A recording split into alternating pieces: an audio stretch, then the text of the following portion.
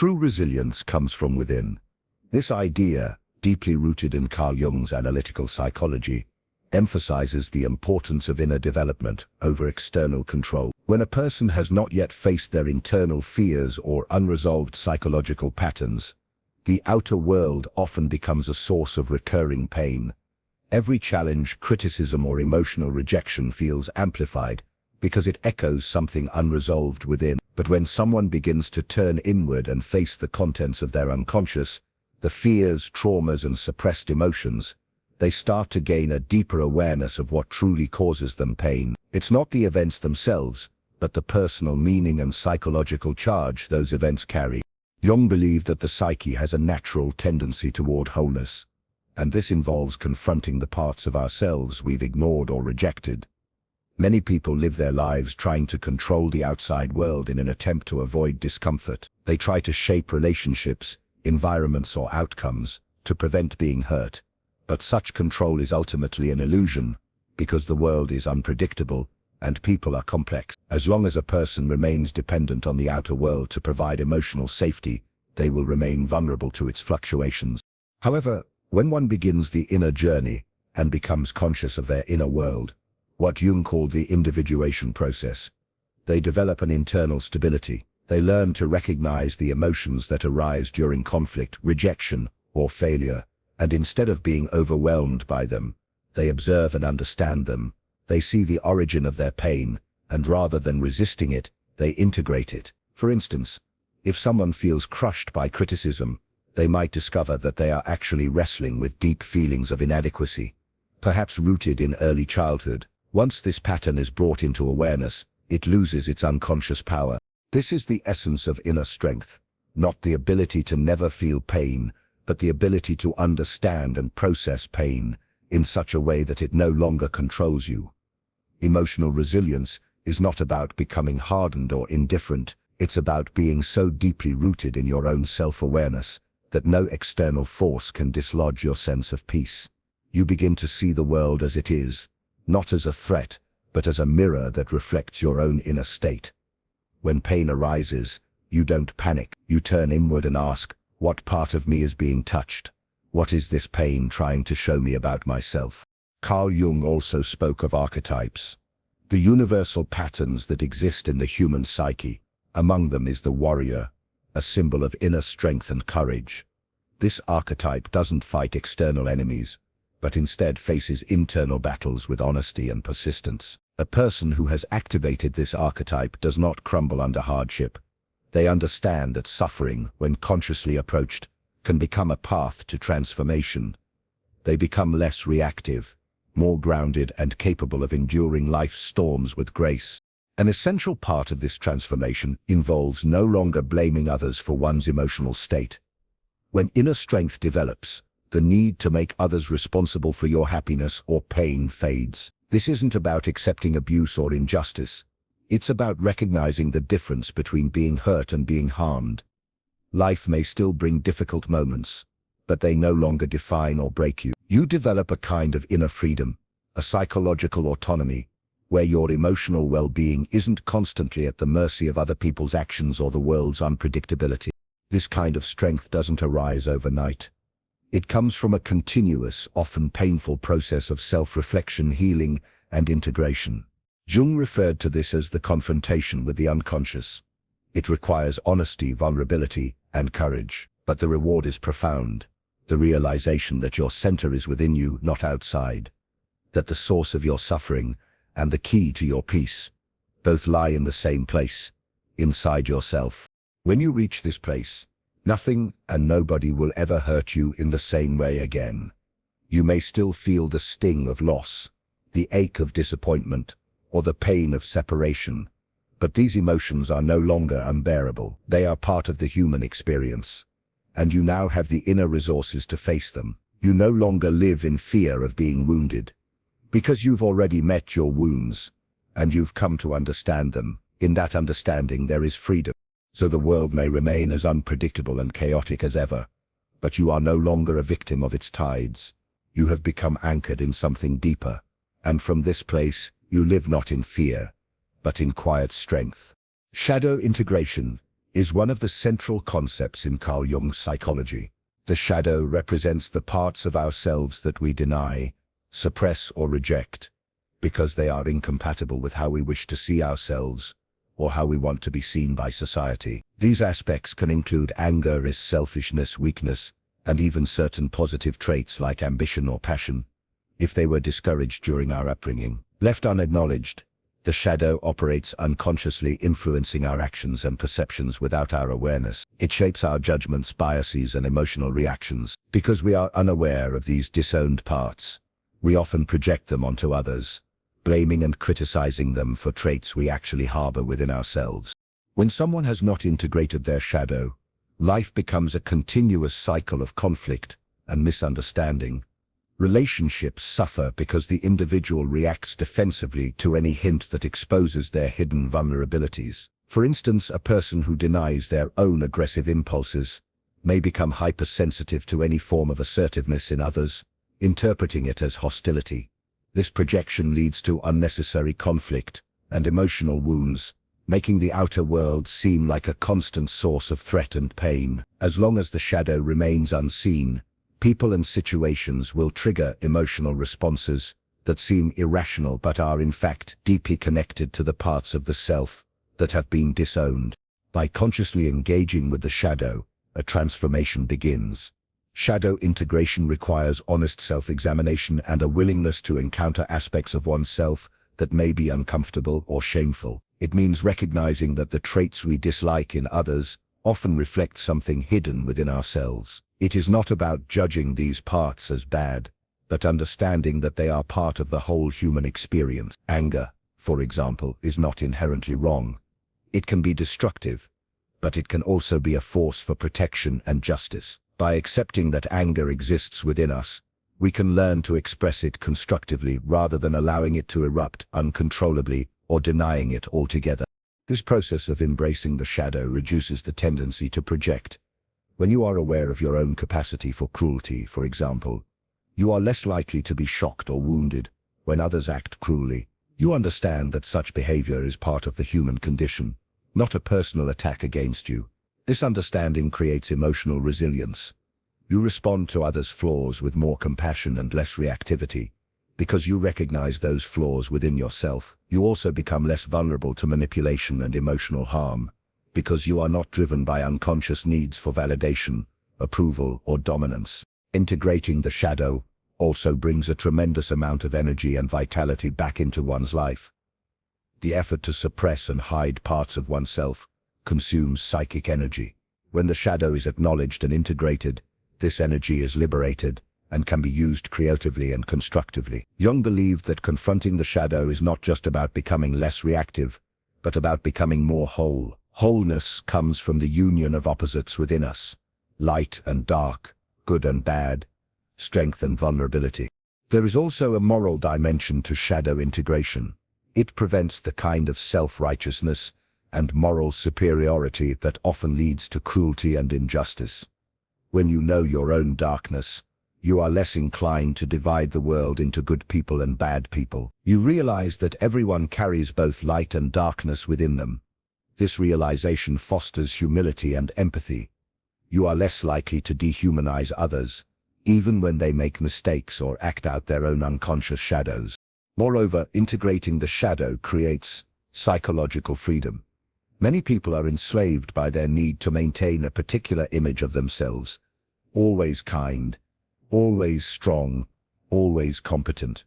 This creates immense pressure and fear of failure. But when you accept that you are not perfect, that you have contradictions and flaws, you free yourself from the tyranny of perfectionism. You can live more authentically without constantly worrying about how others perceive you. This authenticity naturally attracts deeper and more genuine relationships, because you are no longer engaging with others through a false persona.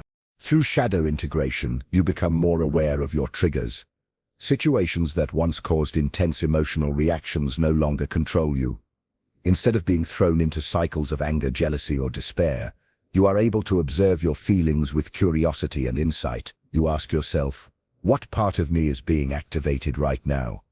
What does this reaction reveal about my inner world?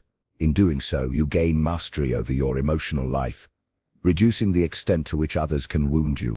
In essence, the shadow is not an enemy to be destroyed, but a vital part of the self that must be embraced. It is the doorway to greater self-knowledge, resilience, and inner peace. By facing the shadow with courage and compassion, you become less fragmented, less defensive, and more whole. The world no longer appears as a battlefield filled with enemies.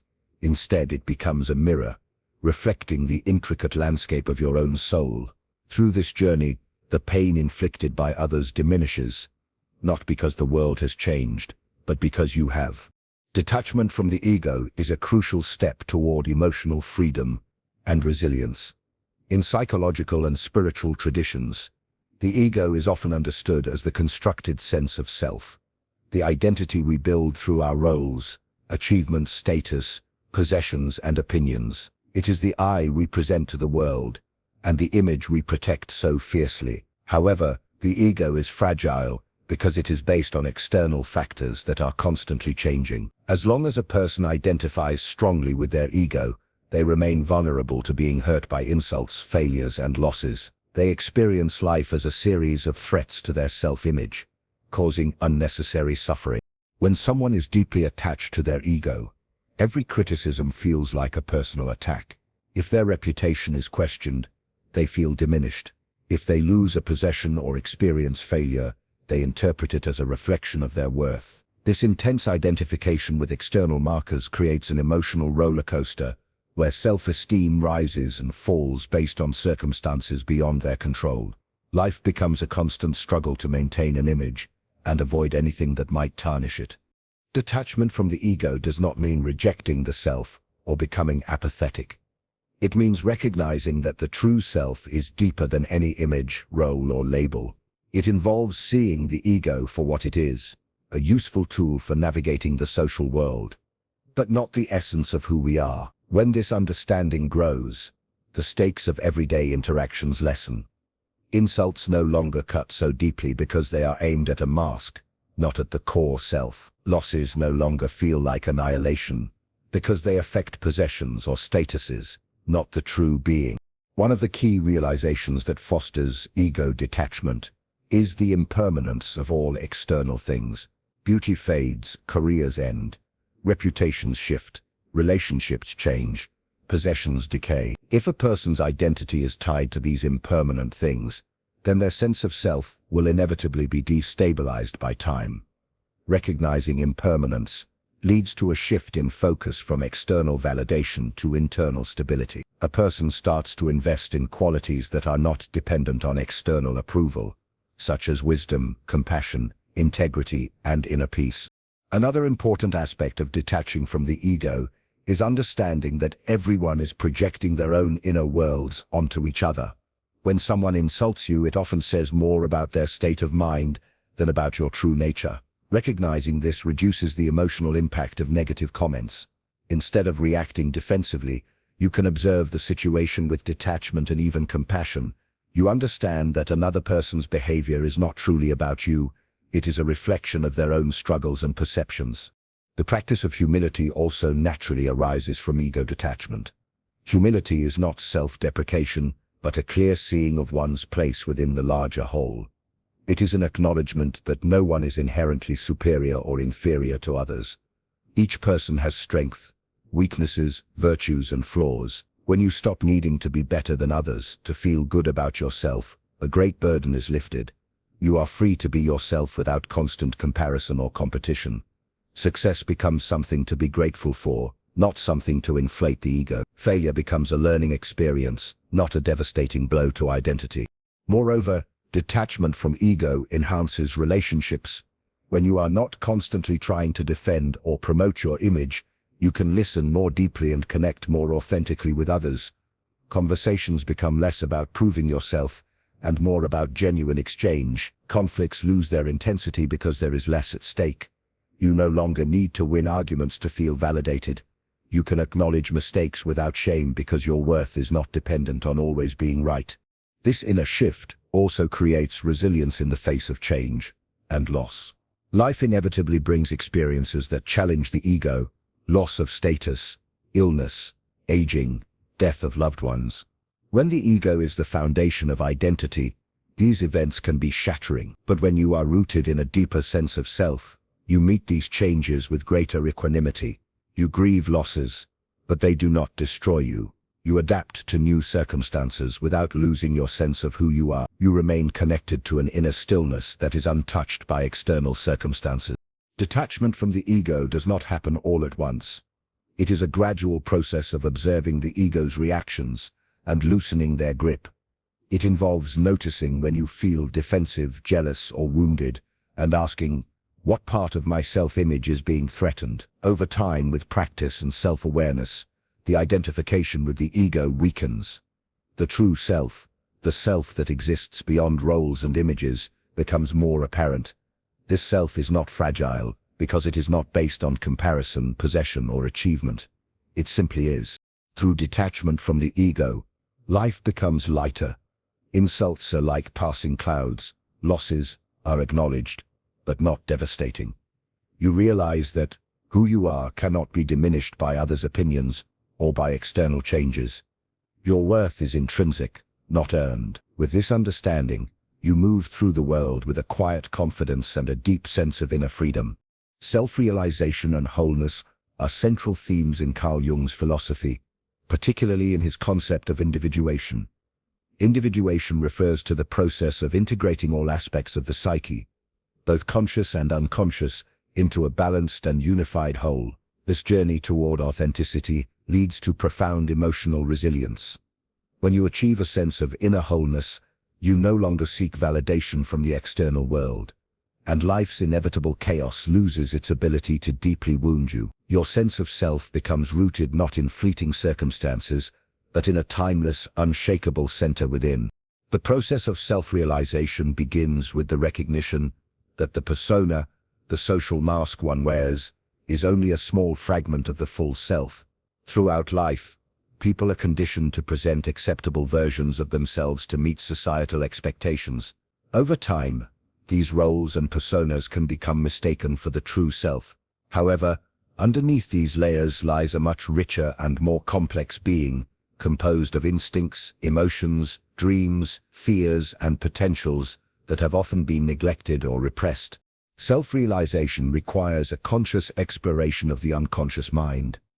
Dreams, fantasies, spontaneous emotions, and even moments of crisis often provide clues to the hidden parts of the self. Jung referred to the shadow, the collection of traits and impulses we reject, as a vital component of this exploration. Facing the shadow can be unsettling, because it challenges the image we have carefully crafted for ourselves. Yet by acknowledging these disowned aspects, we gain access to greater authenticity and depth. What once seemed threatening becomes a source of strength, creativity, and insight. As the process of individuation unfolds, there is a growing sense of inner integration.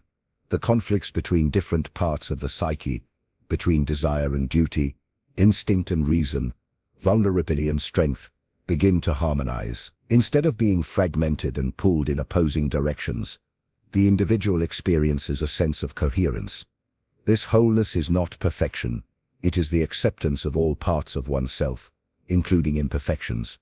There is no longer a need to hide, deny, or distort who you are. You become increasingly comfortable in your own being. An important outcome of self-realization is the diminishing need for external validation.